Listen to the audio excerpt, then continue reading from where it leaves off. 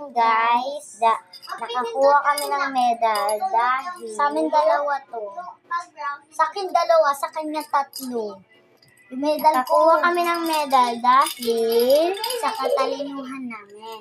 Kasi nakikinig kami sa guru namin, sinusunod ang alituntunin sa paaralan at gumagawa kami ng mga assignment na sinasabi ng teacher namin.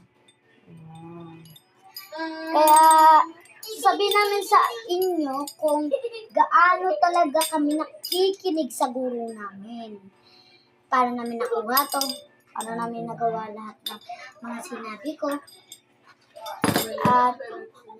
At yung mga kasi, may mas madami pa sa amin medal kasi medyo matalino sila. Kami medyo matalino din.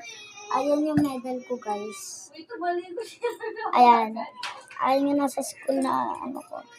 Pero baka mamaya sabihin nyo, maliit siya. Kahit maliit siya, guys. Mas ito talaga yung pinakamahirap na kunin sa school. Ginagawa ko talaga lahat. Ginagawa namin lahat ng sinasabi ng guru namin. Ito yung kanina lang. Ito yung kanina, tapos ito kanina din. Ayan. So, ayaw niya magpakita ng mukha. Kasi guys, kaya kami nagkaroon ng ganito. Kasi yung teacher namin magaling magturo. Si Teacher Telmo kasi yung pinaka-junior sa school namin at pinaka-magaling magturo. At sana gayahin mo din ang katalinuhan namin para makakuha din kami ng ganito. Para makakuha din kayo ng ganito.